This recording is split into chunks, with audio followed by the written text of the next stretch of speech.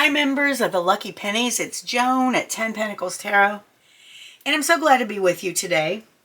The other day, or last week, I made a video about fairies and my experience with what I think were fairies.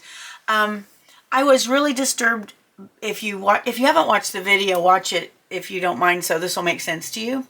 But I was disturbed because shortly after, or a little while after I started leaving offerings for the fairies and so on, I found a very strangely killed dead rabbit in my yard, and it really freaked me out. So that's in the other story. But this is before you say, oh yeah, she's crazy, right? She believes in fairies. But it's more like an experiment. Like, I feel like they are real, and I'm trying to prove it. Now, but this time I'm going about it in a different way, but I decided to start up with my experimenting again. And I talked to someone who claims that they speak to fairies, and I told them that I was really concerned about the dead rabbit, and I was afraid it was a warning, and so on and so forth. And so they spoke to the fairies, and the fairies told him it was a gift. And so I said, oh, well, if that's the case, then they read me wrong if they were thinking I would like that gift. But I've been thinking about it, and maybe they were thinking that, I mean, if this is even true, maybe they were thinking that I would be impressed by their ability to do this or something. I don't really know.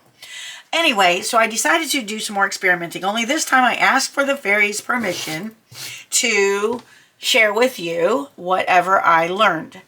And I started out on Sunday, which was April 7th, the day before the eclipse. Today is eclipse day, by the way, April 8th, 2024. And so yesterday I made up an offering for them, and I'm going to show you a picture of it here in a minute. And I said to them, you know, I would like to build a relationship with them, and I'm offering this, and please give me a sign that they've received my offering.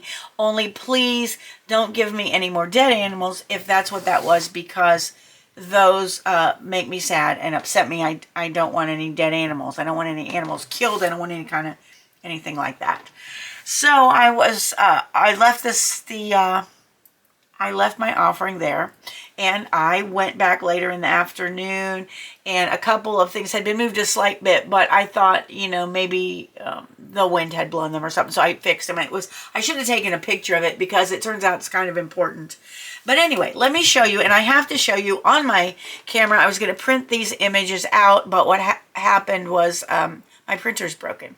But I'm going to blow up this picture of the offering I made to the fairies, and I'm hoping you can see it. Okay, so yeah, so you can see there's two little ceramic or glass coffee pots. These are for doll houses. I took a big shell, a big seashell, and in this shell I put sand, which was like sand I had from a dollhouse project. And then there are 5 mosaic tiles, kind of the silver mosaic tiles there. Let me use something for a pointer here. Hold on. All right, these are the little mosaic tiles right there. And then I got little dollhouse bowls, and the orange one is chopped in half Jelly Belly jelly beans, orange flavor, which I love. And the little red ones are chopped up cinnamon hearts, like hardtack candy, which I love. And then over there to the right are 3 little beads. One is tiger eye, one is amethyst, and one is rose quartz. And then in the back there is a clear quartz point right there. All right, so I left that, right? And like I said, that was probably Sunday around maybe noon. So it was yesterday, actually. And so I put it there, and then of course I waited a couple hours, and I went back and I saw that this little okay, oh, I forgot to tell you what was in them. So this one has honey in it, this little teapot type thing, and then this one had pure maple syrup, because I thought, okay, that seems nice. And I read somewhere that fairies like shiny things, and that they like sweets. And so those were the things I put out. Okay, so I told you I went back a little later, and this little jar was kind of pushed over. It was like pushed over a bit, and the amethyst bead had fallen onto the ground, and I thought, okay, well, maybe that was like maybe it got knocked or blown or whatever. And I should have taken a picture of it, but I didn't. So I went back today after school, which was about 3 o'clock in the afternoon, and I was... we had gotten off early for the eclipse, which was a bit disappointing, to be honest with you. But I went back there. You're going to flip. I flipped out when I saw this. This is the picture of what I found. Okay, the entire little pot with the honey is completely gone. The one with the red candy is maybe moved a bit. It might be moved. The orange one looks like it's exactly in the same place. And the crystal and the beads are exactly where they were. And so someone or something very neatly took that little pot of honey away, and that's all that's missing. Okay, it doesn't look to me like an animal disturbed it, because animals are not usually that neat. There don't appear to be any kind of little footprints in it, or the sand does not appear to be disturbed at all. Nothing appears to be disturbed at all, except the one little pot with the honey in it is gone. Okay, guys, I am not making this up. I am not lying. I'm not like being sensational about it or anything. I am baffled and amazed, and I am wondering if it was really fairies. I mean, wouldn't that be so cool? Like, what animal would neatly remove the one little pot with honey in it and nothing else was touched? I mean, this blows my mind. And not only that, but these are sweets and candy, and they've been there overnight, and there are no bugs in any of it. There are no ants, there are no bugs, there are no nothing.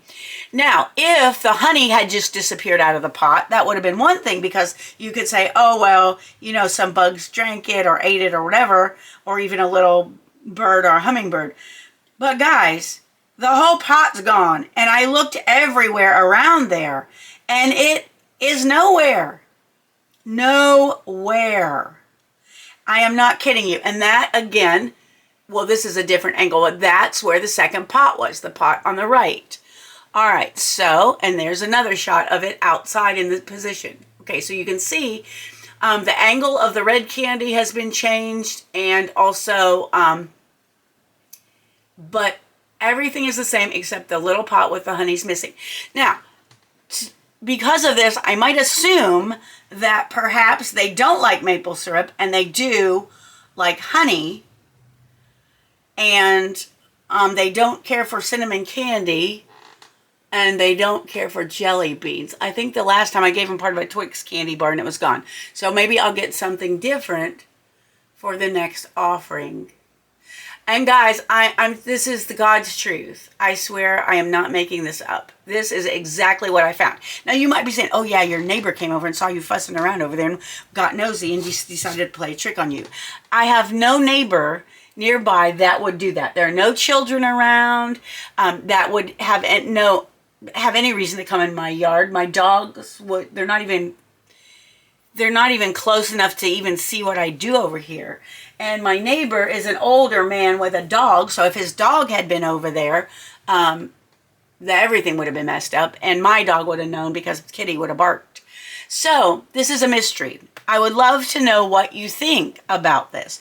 What do you think? Do you think a fairy really took the offering? I asked them to leave a sign. And I also said I would like to share on my YouTube channel, and I don't know if they know what a YouTube channel, but I would like to share my experience with them.